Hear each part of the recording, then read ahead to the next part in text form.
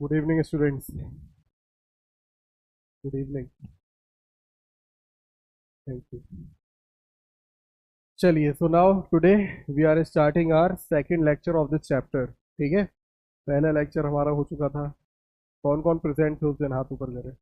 पहले लेक्चर में आप सभी थे. ओके. चलिए, so this is our second lecture of history chapter number first, how, when and where. ठीक.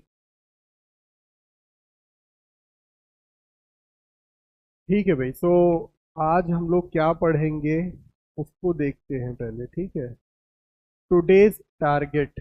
ठीक है, हाउ डू वी नो. अब जो चीजें हमें मालूम चल रही हैं वो मालूम कैसे चल रही. हर एक चीज का एक सोर्स होता है कि नहीं. ठीक है, वो देखेंगे हम. दूसरी जो टॉपिक रहेगी वो रहेगी रिकॉर्ड्स ऑफ एडमिनिस्ट्रेशन. ठीक भाई. अब वो किस तरीके से कंट्रोल करते थे चीजों को, वो रिकॉर्ड्स हमें कहाँ से मिलते हैं. ठीक है. तीसरी टॉपिक रहेगी सर्वे रिपोर्ट्स. सर्वे का मतलब होता है कोई भी एक एरिया में जाना, वहाँ के लोगों से पूछताछ करना. ठीक है, वहाँ के बिहेवियर या वहाँ के आप कह सकते हो फिजिकल एनवायरनमेंट को रिसर्च करना उसके ऊपर, that is known as survey. ठीक है, वो हम देखेंगे. चौथा, what official records do not tell. ठीक है, अब जो हमने फर्स्ट लेक्चर में पढ़ा था वो क्या पढ़ा था कि जो ऑफिशियल रिकॉर्ड्स थे वो तो ब्रिटिशर्स ही लिख रहे थे, और ब्रिटिशर्स अपनी बुक्स में सिर्फ अपने जो इंग्लिश मैन यानी जो ब्रिटिशर्स थे उन्हीं की क्वालिटीज के बारे में लिख रहे थे कि उनकी लाइफ स्टाइल कैसी थी, उनकी अचीवमेंट कैसी थी, उन्होंने क्या चीज़ें करी थी, क्या पॉलिसीज बनाई थी. उनको इंडियंस की लाइफ स्टाइल से कोई ज़्यादा लेना देना नहीं था, तो वो सब चीज़ें उन्होंने अपने डॉक्यूमेंट्स में नहीं लिखी. क्लियर है इतना. तो इसमें हम ये पढ़ेंगे कि ऑफिशियल रिकॉर्ड्स हमें कौन कौन सी चीज़ उसमें छूटी हुई है. ठीक है. पांचवा, और कौन कौन से रिसोर्सेज हैं जिससे हमें पास्ट मालूम चलता है. ठीक. उसके पहले हम लोग एक बार रिकैप कर लेते हैं. ठीक है, जो हमारा पहला लेक्चर था, डेट्स टू इवेंट्स. जैसे आपको पहले भी बताया था कि कोई भी डेट जो होती है, क्लियर, वो डेट मायने नहीं रखती. उस दिन क्या इवेंट हुआ था वो मायने रखता है, तब वो डेट फोकस में आ जाती है. जैसे उस दिन आपको एग्जाम्पल दिया था कि भाई किसी का बर्थडे है. ठीक है, चलो बर्थडे नहीं, मैरिज का एग्जाम्पल दिया था. ठीक है, कि भाई एक इंडिविजुअल जो है भाई वो आज 25 या 26 साल का है. ठीक. उसकी लाइफ में what is the date today, 29 I think है ना, 29 अप्रैल. तो उसकी लाइफ में बहुत सारे 29 अप्रैल निकल चुके होंगे. ठीक है, लेकिन आज जो एक 29 अप्रैल है वो आज बहुत ही स्पेशल डेट है उसके लिए. क्यों? क्योंकि आज है उसकी शादी, तो बन गई उसकी डेट से इवेंट. समझ रहे हो ना. ठीक है. उस डेट को अगर कोई फॉर्चुनेट चीज होती है तो भी वो स्पेशल है, अनफॉर्चुनेट चीज हो जाती है तो भी वो एक इवेंट बन जाती है. जैसे उस दिन एग्जाम्पल लिया था जलिया वाला बाग मैसेकर का, लिया था कि नहीं, कि अमृतसर में कुछ लोग जो थे बैसाखी के फेस्टिवल में क्या कर रहे थे, पीसफुल प्रोटेस्ट कर रहे थे. ठीक है, लेकिन ब्रिटिशर्स ने उनके ऊपर गन से हमला कर दिया, इसलिए वो वाला डे जो है हमारी डेट में लिखा जाता है. ठीक है. दूसरा क्या हमने पढ़ा था, हाउ डेट्स आर इम्पोर्टेंट. ठीक है, भाई पास्ट जानने के लिए डेट्स की तो ज़रूरत होती ही है, और डेट्स हमें मालूम होगी तो ही तो हम उस इवेंट तक पहुंच पाएंगे. ये चीज़ कवर करी थी. तीसरा, how do we periodization and why. हम पीरियोडाइज क्यों करते हैं, कैसे करते हैं और क्यों करते हैं. जैसे उस दिन एक एग्जांपल दिया था आपको कि हम लोग स्कूल्स की बात करें या ट्यूशन्स की बात करें. ठीक है, होता है क्या, हमारा एक टाइम टेबल होता है, पीरियोडाइज कर लिया हमने कि भाई एक दिन में हमारे स्कूल में मे बी 6 या 8 पीरियड्स होते हैं, 7 या 8 पीरियड्स होते हैं. ठीक है, मंडे को ये सब्जेक्ट हैं, ट्यूसडे को ये, और ऐसे ऐसे चलते चलते सैटरडे तक हम आ जाते हैं. ठीक है, अगर हम अपना टाइम टेबल को अच्छे से फॉलो करेंगे तो क्या हमें स्कूल में कोई प्रॉब्लम होगी, नहीं होगी. तो पीरियोडाइजेशन करने का ये एक बहुत मतलब पीरियोडाइज करने का ये एक बहुत ही अच्छा बेनिफिट है. ठीक है. अच्छा, तो जो हमने यहाँ पीरियोडाइजेशन पढ़ा था वो ब्रिटिश के प्रोस्पेक्टिव से पढ़ा था। ठीक है, जेम्स मिल नाम याद है? उन्होंने तीन वे में क्या किया था?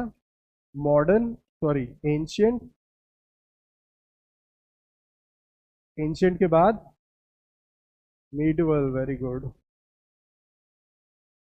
मीडिवल के बाद वेरी गुड मॉडर्न। तो जेम्स मिल ने एंशियंट, मीडिवल और मॉडर्न पीरियड को कैसे उन्होंने डिवाइड किया कि उन्होंने एंशियंट पीरियड को तो हिंदू एरा बता दिया। ठीक है, कि भाई ये जो एरा था ना एंशियंट, ये हिंदू एरा था। मीडिवल पीरियड को उन्होंने बोल दिया, हाँ वेरी गुड, कि भाई ये मुस्लिम एरा था। ठीक है, और मॉडर्न को उन्होंने क्या बताया? Yes, British era. और इन दोनों, यानी कि अगर हम बात करें इसकी और इसकी, इन दोनों ही पीरियड को उसने क्या बताया कि भाई ये जो पीरियड था ये इसमें बहुत ही रिलीजियस इंटॉलरेंस होता था। यानी कि हिंदू जो है वो मुस्लिम को बर्दाश्त नहीं कर रहे, मुस्लिम जो है वो हिंदू को बर्दाश्त नहीं कर रहे। ठीक है, सुपरस्टिशियस बहुत थे। ठीक है, यानी कि अंधविश्वास करने वाले लोग। बैड ओमेन, गुड ओमेन, यानी बैड ओमेन को क्या बोलोगे? गुड ओमेन को क्या बोलोगे हिंदी में? शुभ अशुभ। ठीक है, बैड ओमेन क्या बोलते भैया? अशुभ हो गया। गुड ओमेन ये तो शुभ है, ये वाली चीजें। तो जेम्स मिल ने बताया कि भाई हमारे आने से, यानी जब हम आए तो हमने इनको मॉडर्नाइज किया, हमने इनको तमीज तहजीब सिखाया, हमने इनको सुपरस्टिशियस से निकाल के कुछ अच्छा लॉजिकल रीजनिंग चीजें सिखाई। ठीक है, तो ये सब चीजें उनके पीरियोडाइजेशन में थी। ठीक, ये हम लोग पढ़ चुके थे डिटेल में उस दिन। ठीक है, अब जो हमारा चौथा था उस दिन, व्हाट इज कॉलोनियल। तो कॉलोनियल किस किस को याद है? When a country invade another country and make their colonies, उसको बोलते हैं कॉलोनियल पीरियड। यानी कोई भी दूसरा देश किसी देश पे आके कब्जा कर ले और वहां पर रहने लगे, अपनी कॉलोनीज बसाने लगे, पॉलिटिकल, सोशल और इकोनॉमिक सिस्टम चलाने लगे, उसको बोलते हैं कॉलोनियल। क्लियर हो गया? तो ये था हमारा रिकैप। ठीक, अब जो आज हमें स्टार्ट करना है हमको वो स्टार्ट करते हैं। ठीक है, तो first topic is how do we know. Here we are concerned only with the history of colonial period, that is history of last 250 years of British rule और Indian history। और वो हमें कैसे मालूम चलता है? Official records of British administration से। ठीक है, अब उनके ऑफिशियल रिकॉर्ड्स में कौन कौन सी चीजें अवेलेबल थी? जैसे कि वो सर्वे करते थे। ठीक है, जो अभी शुरू में बताया कि किसी भी रीजन में जाके वहाँ के लोग कैसे हैं। ठीक है, कोई भी एक पर्टिकुलर टॉपिक उठा ली जाए, जैसे भाई कभी कभी सर्वे होता है, पॉपुलेशन वाला सर्वे होता है, तो लोग आते हैं हर 10 साल में, जनगणना हमारे यहाँ होती है। ठीक है, तो आते हैं, वो पूछते हैं भाई आपके घर में कितने लोग रहते हैं। ठीक है, जैसे पोलियो वाले कई बार आए होंगे घर पे, पोलियो पल्स वाले होते हैं कि नहीं, तो भाई कोई लेडी होती है अधिकतर या मेल होते हैं, वो आते हैं, वो पूछते हैं भाई आपके घर में कुछ छोटा बच्चा तो नहीं है? अगर कोई छोटा बच्चा है तो भाई उनको पोलियो की दवा पिलवा दे। क्लियर हो गया? तो ये सर्वे हुआ कि नहीं हुआ? आगे देखो, अकाउंट्स ऑफ पिलग्रिम्स। ठीक है, यानी पिलग्रिम किसको बोलते हैं? गैस करो। यस, ठीक है, तीर्थ यात्रा करने वालों को पिलग्रिम बोलते हैं। और तीर्थ यात्रा करना यानी पिलग्रिमेज, और तीर्थ यात्रा का स्थान यानी पिलग्रिम प्लेस। ठीक है, वो तीर्थ यात्रा का स्थान हो गया। तो और कैसे मालूम चले हमें, और किन रिकॉर्डों से मालूम चला? Accounts of pilgrims and travellers. ठीक, लोगों के इधर उधर घूमने से, टहलने से भी मालूम चलता है लोगों का बिहेवियर, या वहाँ के कैसे लोग वहाँ पर रहते हैं, चाहे वो फिजिकल एनवायरनमेंट हो, सोशल एनवायरनमेंट हो। तो ये सब चीज़ें घूमने से फिर उन्होंने अपने डॉक्यूमेंट्स वगैरह में लिखा, तो ये कुछ सोर्सेज हैं। लोगों की ऑटोबायोग्राफीज। ठीक है, फिर उन्होंने भाई जहाँ जहाँ वो घूमने गए उन्होंने सर्वे करे, उनकी लाइफ के साथ कौन कौन सी चीज़ें हुई, वो सब चीज़ें उन्होंने अपनी हाथ से लिखी हुई कहा किताबों में लिख दिया, उसको बोलते हैं ऑटोबायोग्राफी। ये भी एक सोर्स है। ठीक है। पॉपुलर बुकलेट्स, जो किताबें छपी होगी, न्यूज़पेपर हम लोग जानते हैं। ठीक है। तो ये सब कुछ सोर्सेज है जिसकी वजह से हमें अपना पास्ट, अपने देश का पास्ट मालूम चलता है। ठीक है। चलो आगे और क्या है, administration produces records. I think, हाँ भाई ये देखो, दूसरा क्या है, official records of the British administration are the important source of the historians. Written instructions, उनके कानून, उनकी पॉलिसीज, उनके क्या एग्रीमेंट्स हुए, उन्होंने क्या इन्वेस्टिगेट किया। ठीक है। ये सब चीज़ें हमें उनके ऑफिशियल रिकॉर्ड से मालूम चलती है। ठीक है। नेक्स्ट। अच्छा अब ठीक है, देखो यहाँ पर रिकॉर्ड उन्होंने बना लिए, डॉक्यूमेंट्स तैयार कर लिए, लेकिन अगर किसी को जानना है आज हमारे लिए कितना इजी है, आज हमने, आज हमारे पास मोबाइल है, इंटरनेट कनेक्शन है। ठीक है। किसी भी चीज़ को जानने के लिए जस्ट हमें वेब ब्राउज़र पे सर्च करना होता है और उसकी नॉलेज हमें मिल जाती है। ठीक है। लेकिन पहले तो भाई इंटरनेट नहीं था, पहले वेब ब्राउज़र्स नहीं थे, वो भी भूल जाओ, मल्टीमीडिया मोबाइल भी नहीं थे। तो अब ये रिकॉर्ड, ये जानकारी मिले कैसे, वो चीज़ हम पढ़ेंगे। ठीक है। क्योंकि जानकारी लेने के लिए एक सोर्स भी तो होना चाहिए, एक सेंटर भी तो होना चाहिए। देखो यहाँ पर, ये ब्रिटिश पीपल्स ने रिकॉर्ड रूम्स तैयार करके रखे हुए थे जहां जहां भी उनकी क्या थी, रूलिंग थी। जैसे कि जो विलेज में तहसीलदार थे, उनके ऑफिसेज जो थे, उनको कह दिया था कि भाई कोई भी चीज़ आपको मालूम चलती है, कोई भी इवेंट आप क्या होता है, आप जस्ट उसको रिकॉर्ड करोगे। रिकॉर्ड मीन्स वॉइस रिकॉर्डिंग या वीडियो रिकॉर्डिंग मत समझना, लिख लो उसको। ठीक है। हाँ, जो वहाँ के भाई कलेक्टर हो गए या कमिश्नर्स ऑफिस के लोग हो गए, सेक्रेटरीज वगैरह हो गए या लॉ कोर्ट्स हो गए, जितने भी ऑफिसेज वगैरह उनके ऑफिशियल ऑफिसेज थे, वहाँ हर कहीं उन्होंने कह के रखा था कि कोई भी इवेंट ऐसा हो, you just have to record it. ठीक। आगे अब रिकॉर्ड तो कर लिया, लेकिन अब रखोगे कहाँ। अब किसी को, जैसे उन्हीं के किसी ऑफिशियल को एक जानकारी चाहिए कि भाई यार, मुझे इस विलेज में क्या क्या चीज़ें हुई, मुझे अब जानकारी चाहिए उसकी। तो ऐसे तो भाई बहुत ऑफिस होंगे उस गांव में, तो कौन कौन से ऑफिस जाएगा वो। सबसे बेहतरीन क्या रहा, उन्होंने ऑफिस, एक ऑफिस बना दिया जिन्हें आर्काइव्स कहा गया या म्यूजियम। ठीक है। जैसे हमारे यहाँ हर एक सिटी में एक म्यूजियम होता है। ठीक है। उस म्यूजियम में उस स्टेट या उस सिटी की हिस्टोरिकल इवेंट्स को लेकर कुछ चीज़ें रखी हुई होती है।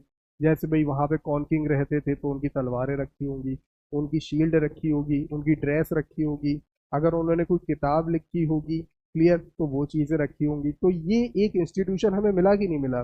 अगर हमें कोई चीज़ फाइंड आउट करनी है भाई, हमारी झांसी में क्या क्या चीज़ें हुई, या झांसी में कौन लोग आए थे, क्या चीज़ यहाँ लेकर आए थे, तो जो भी चीज़ अवेलेबल होगी वो हमें अपने म्यूजियम में मिल जाएगी। कोई गया है झांसी म्यूजियम, देखी होगी ना ये सब चीज़ें। ठीक है।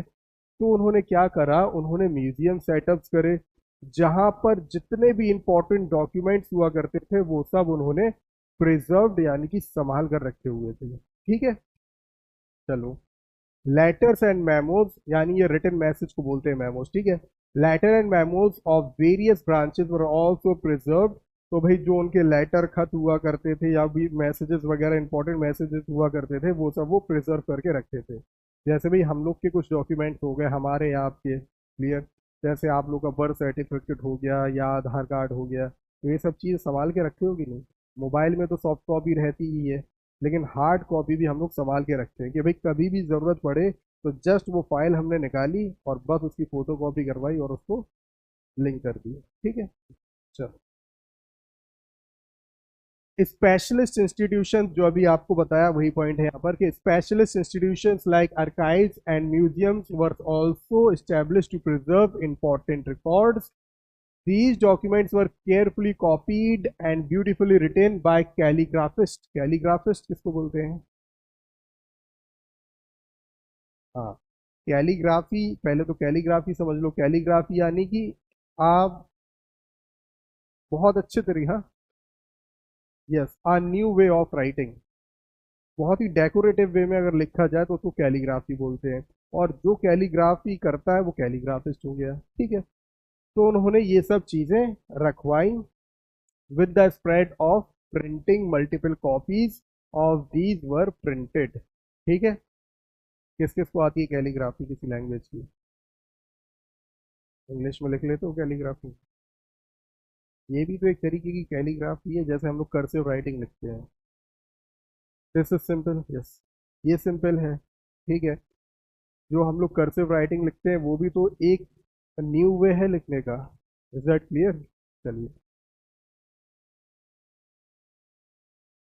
ओके, देखो यहाँ पर, देखो दिस इज द फोटो। ये उस ये फोटो है किस चीज की? The national archive of India. ये कब बना था? 1920 में। ठीक है।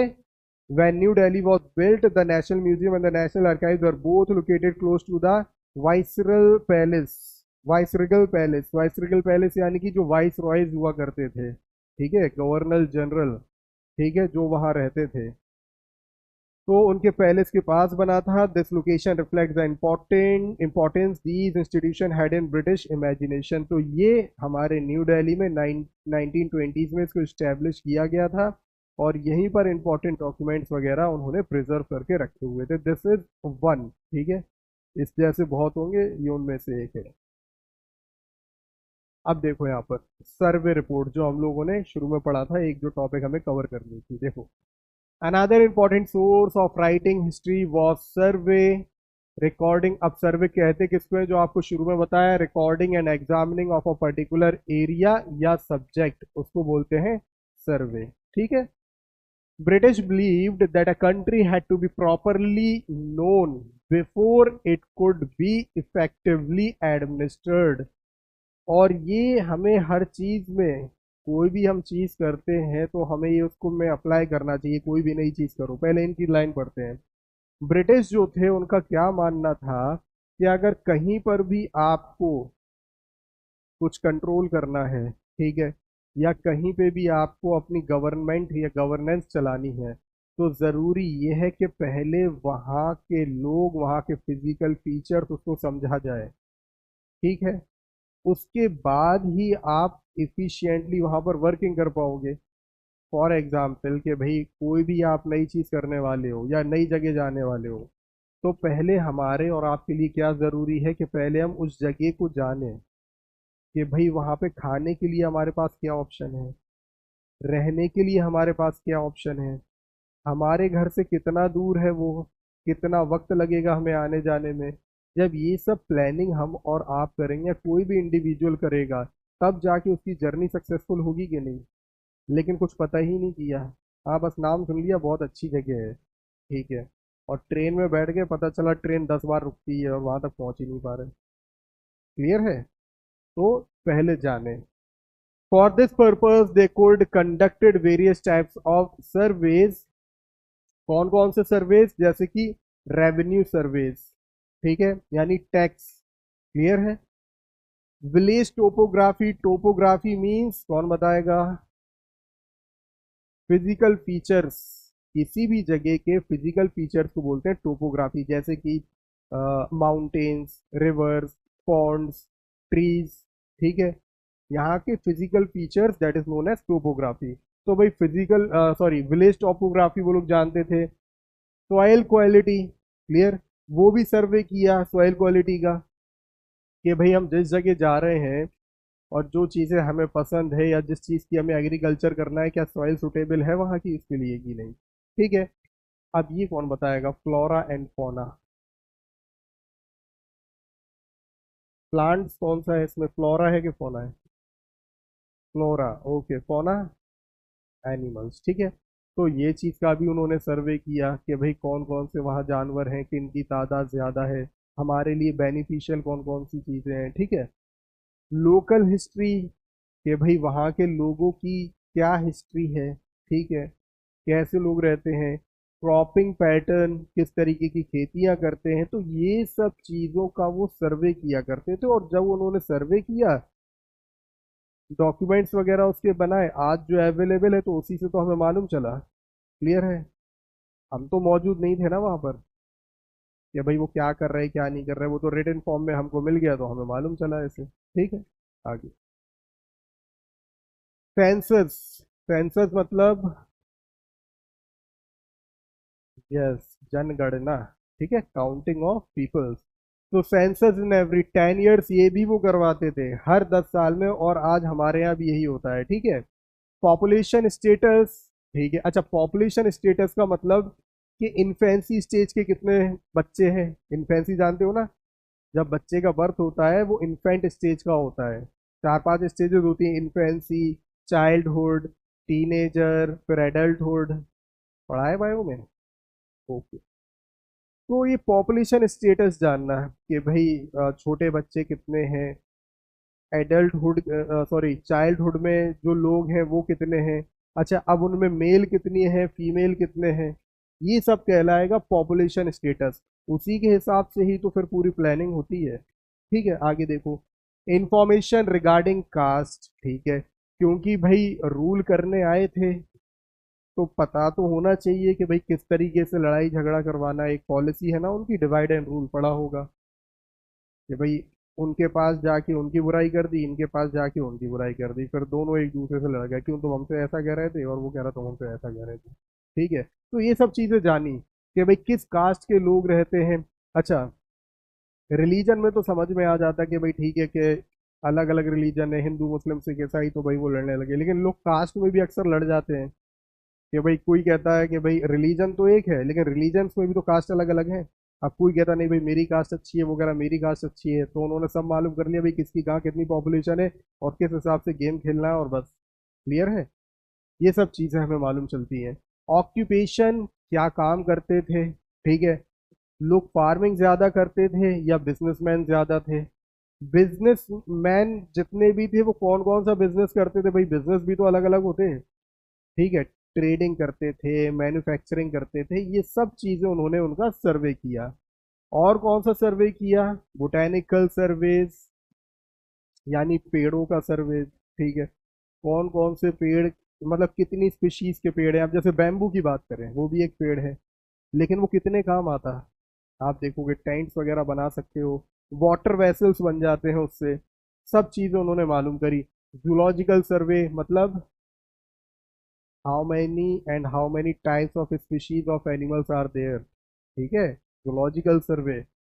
आर्कियोलॉजिकल सर्वे, यानी पास्ट में जो लोग, यानी पास्ट के लोग जो थे वो कौन कौन से मॉन्यूमेंट छोड़ गए, क्या चीज़ें छोड़ गए, क्या सामान, क्या वेपन्स छोड़ गए, क्या क्या यूज़ करते थे, वो सब चीज़ें उन्होंने मालूम करी, ठीक है। अब आ जाओ एंथ्रोपोलॉजिकल सर्वे, ये कौन बताएगा। Anthropological survey,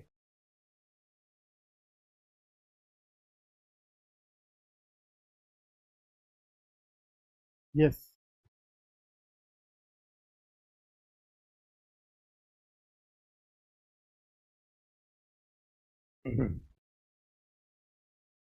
study of human behaviour, human behaviour, there,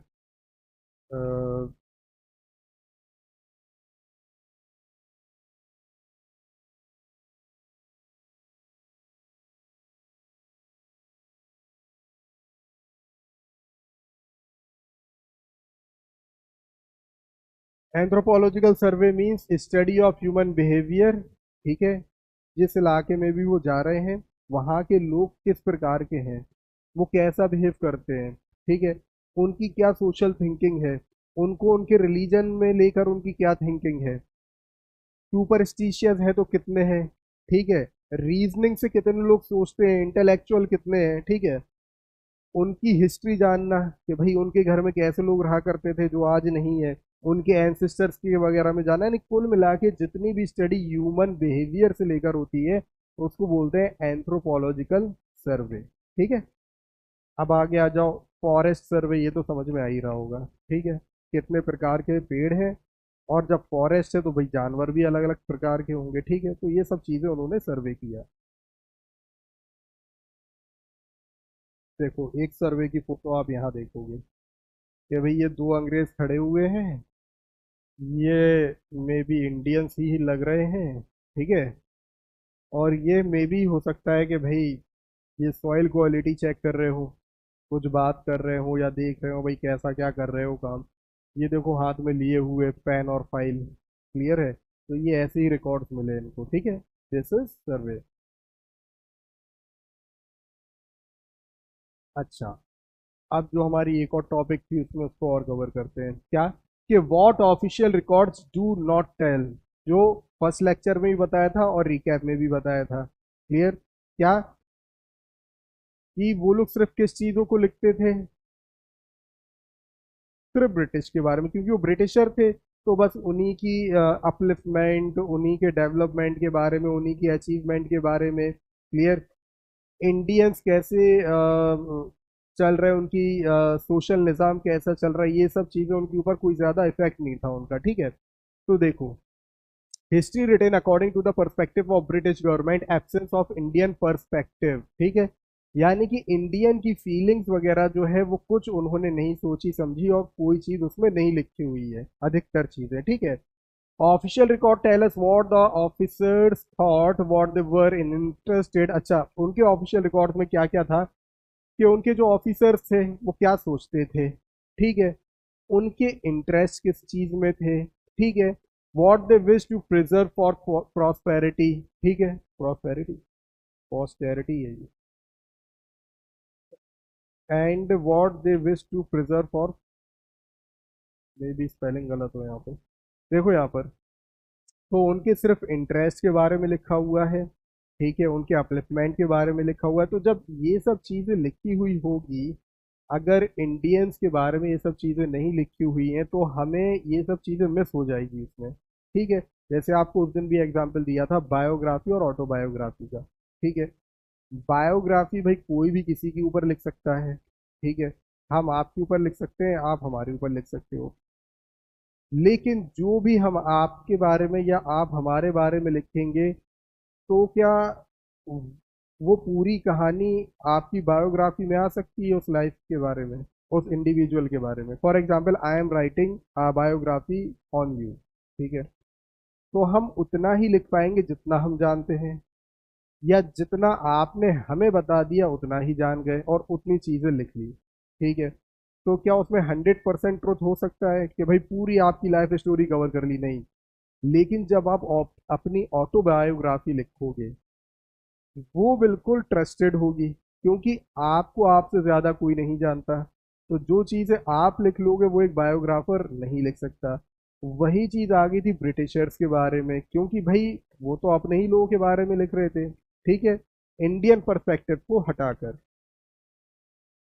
It is to be noted that the records mentioned above are all official records and they tell us only about the official version. ठीक है?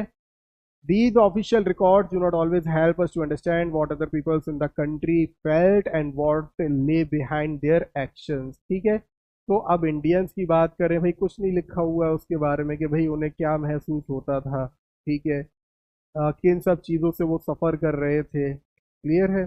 बाकी हाँ, जो Indians लोगों ने लिखी हुई है तो उसमें हम देख के समझ सकते हैं कि भाई जो हमारे फ्रीडम फाइटर्स रहे, ठीक है, या जो भी हमारे इंडियंस रेवोल्यूशनरीज वगैरह रहे, उससे हमें मालूम चलता है, क्लियर, क्योंकि हम लोग उस वक्त मौजूद नहीं थे। उनकी किताबें पढ़ के हमें मालूम चलता है कि वॉट दे सफर। चलो, अब यहाँ पर हम वो सोर्सेस पढ़ेंगे जिससे हमें वो चीज़ें मालूम चल जाएंगी या चल सकती हैं जो ब्रिटिश ऑफिशियल्स ने नहीं लिखी, ठीक है। कि history must be looked from other perspective also, तो हिस्ट्री को अलग पर्सपेक्टिव, दूसरे नज़रिए से भी देखना चाहिए। जैसे हमने वही आपको चीज़ बताई, बायोग्राफी ऑटोबायोग्राफी का एग्जाम्पल, किन किन चीज़ों से, डायरीज ऑफ द पीपल, ठीक है, कि चलो ब्रिटिशर्स तो नहीं लिख रहे थे, लेकिन जिनके ऊपर बीत रही थी उन्होंने तो कुछ लिखा होगा अपनी डायरी में। जैसे कई लोगों को शौक होता है, क्लियर, कि उनके साथ कुछ अच्छा या बुरा होता तो वो क्या करते, एक डायरी बना ली और उस डायरी में लिख लिया उन्होंने, ठीक है। अब चाहे वो चाहे जितना खुश लग रहा हो आपको कहीं पर, लेकिन उसमें दुख अपने उस डायरी में लिखे हुए हैं, और जैसे ही आप उसको खोलते हो पढ़ते हो तो आपको कोई लो, ये तो बिल्कुल ही अलग कैरेक्टर निकला। यानी हम लोग के बीच तो भाई बहुत अच्छे से हंसना बोलना, लेकिन बताओ उसके साथ ऐसे भी इवेंट हुए, तो ये कैसे मालूम चला हमें? डायरी से। ठीक है। तो diaries of the people, accounts of pilgrims, ठीक है। अब तीर्थ यात्रा पे जो इंडियन पिलग्रिमेज साइट्स हैं, तो ब्रिटिश तो वहाँ पिलग्रिम करने नहीं जाएंगे, ठीक है। जाएंगे तो इंडियंस ही, ठीक है। तो उनको मालूम होगा ना कि भाई वो किस तरीके से हमको ट्रीट करते थे। जैसे एक मूवी है, ठीक है, उसमें एक सीन दिखाया गया है कि ब्रिटिशर्स जो हैं उन्होंने अपने घर के बाहर या जहाँ पे वो रहते थे उन्होंने लिखा हुआ था कि Indians and dogs are not allowed, ठीक। तो क्या आप किसी इंसान को किसी जानवर के साथ कंपेयर कर सकते हो? भाई जानवर जानवर रहेगा, इंसान इंसान रहेगा। तो ये सब चीजें किस में मिलेगी? अदर रिकॉर्ड से मालूम चलेगी हमको, ठीक है। जिसने उसको पढ़ा होगा, जिसने उसको सफर करा होगा, उससे जब पूछोगे तब वो बताएगा हाँ भाई ये सब चीजें थी। जैसे भाई जो हमारे बुजुर्ग हो गए, दादा दादी नाना नानी, क्लियर। तो कई चीजें वो शायद आप लोग को कुछ स्टोरी बताई हो, तो कभी आप लोग कहते हो कि बताओ ऐसा भी होता था पुराने वक्त में। समझ रहे हो कि नहीं? आगे ट्रैवलर्स की बात हो गई, ऑटोबायोग्राफीज बताई दी आपको, popular books and local markets. After printing spread, ठीक है, अब जब प्रिंटिंग प्रेस वगैरह डेवलप होने लगी, ठीक है, हुआ क्या? Newspaper containing ideas of leaders reformers, reformers यानी कि जो बदलाव लाते हैं, जो लोग बदलाव लेकर आए उनको बोलते हैं रिफॉर्मर्स। पोएट्स एंड नोवेलिस्ट, ठीक है। तो इन लोगों ने, जो भाई रिफॉर्मर्स रहे, उन्होंने लिख दी एक किताब, वो छप गई, उससे हमें मालूम चला। जो पोएट्स हुए, क्योंकि हिंदी लिटरेचर में कविताएं भी पढ़ी होंगी या इंग्लिश में भी हम लोग पढ़ते हैं, एट्थ में हो तो अभी आई डोंट नो कौन सी बुक्स हैं तुम्हारी, लेकिन फिर भी कई ऐसी पोएम्स आई होंगी जिससे हम लोग को ये मालूम चलता है कि भाई पोएट क्या सोच रहा है, उसकी फीलिंग्स क्या है। हमेशा फैंटेसी के ऊपर पोएम्स नहीं होती। जब आप एट के बाद नाइन्थ में आ जाओगे तब आपको कई ऐसी पोएम्स मिलेगी, क्लियर। पोएम्स हमेशा फैंटेसी या कार्टून्स के ऊपर नहीं होती, हमेशा ट्विंकल ट्विंकल लिटिल स्टार नहीं होती, ठीक है। पोएम्स में भी फीलिंग्स होती हैं, जब आप उसको पढ़ोगे तब आपको आगे समझ में आएगा। अच्छा, नोवेल्स किसको बोलते हैं? Novels, story books. अच्छा, वो स्टोरी फैंटेसी पे होती है या रियल होती है? फैंटेसी पे होती है, ठीक है। नोवेल्स बोलते ही उसको है जो फिक्शन या फैंटेसी के ऊपर हो, ठीक है। Yet the history lakhs the perspective of peasants, लेकिन फिर भी अगर ऑफिशियल रिकॉर्ड्स की बात करें, फिर भी उसमें जो पीजेंट्स का पर्सपेक्टिव या नजरिया, पीजेंट्स यानी कि जो फार्मर्स थे वहां पर, ठीक है, जो दूसरों की जमीन पर काम करते थे, ठीक है। आगे जब आप पढ़ोगे तो सर्फ डॉम आ जाएगा, फिर फीडवेल सिस्टम वगैरह आ जाएगा, ठीक है। तो उनका नजरिया नहीं लिखा हुआ है, वर्कर्स का नजरिया नहीं लिखा हुआ है। Tribal getting to know their life, tribal peoples, tribal peoples किसको बोलते हैं? आदिवासी, ठीक है। तो भाई आदिवासियों की कैसी लाइफ थी? जब शहर वालों की चीजें नहीं लिखी हुई है तो जंगल में जाके कौन उनकी व्यूज को रिकॉर्ड करेगा? क्लियर है? ये सब चीजें was a more difficult task, clear है। तो ये है आपके कुछ अदर सोर्सेस। चलो इसका आंसर दो। According to Mills, dash rule was capable of civilizing Indian society. बताओ। British, very good. क्योंकि मिल्स के हिसाब से पढ़ना है हमें, और अभी बताया था जेम्स मिल ने क्या बोला था कि ब्रिटिश एरा को उन्होंने क्या बताया, मॉडर्न एरा, बताया कि नहीं? तो उनके नजरिए में भाई जो ब्रिटिश रूल था was capable of civilizing Indian society. Hindu, किस एरा को हिंदू एरा बताया उन्होंने? Ancient, very good. Muslim era medieval, और फ्रेंच का कोई जिक्र नहीं है, ठीक है। चलो आगे। An important source regarding dates is dash of British administration. Very good. So, an important source regarding dates is official record of British administration. चलो आगे। According to Mills, all dash societies were of lower level. Very good. ठीक है। ये हम लोगों ने first lecture में आया था ये वाला, ठीक है। तो उन्होंने क्या बोला था, जेम्स मिल ने क्या बोला कि भाई हमारे आने से पहले एशियन, जो एशिया कॉन्टिनेंट है उसके अधिकतर जितने भी कंट्रीज वगैरह थे वो सब पिछड़े थे। हमारे आने पर और स्पेशली इंडिया, तब वो मॉडर्न हुआ। Dash was the first governor general of India. अच्छा चलो, ये बताओ पहले, लॉर्ड डेलहाउसी कितने लोग बोल रहे हैं, हाथ ऊपर कर ले। अरे कोई नहीं बोल रहा है, चलो इसको कैंसिल कर दो फिर, ठीक है। ये कोई नहीं बोल रहा। लॉर्ड कैनिंग, तुम बोल रहे हो, नाम बताओ। ईशान, चलो भाई ईशान ने बोला ये, ठीक है। और कोई नहीं बोल रहा है। लॉर्ड विलियम बेंटिक कितने लोग बोल रहे हैं, और किसी का कोई भी नहीं है। चलो, आप लोग के हिसाब से इसको कट कर दिया। रॉबर्ट क्लाइव कितने लोग बोल रहे हैं, चार बच्चे, तो सबसे ज्यादा वोट इसी को है। ठीक है, चलो, but the correct answer is Lord William Bentinck, जिसको किसी ने वोट नहीं दिया। दो लोगों को तो वोट ही नहीं दिया, लॉर्ड डेलहाउसी और लॉर्ड विलियम बेंटिक। चलिए,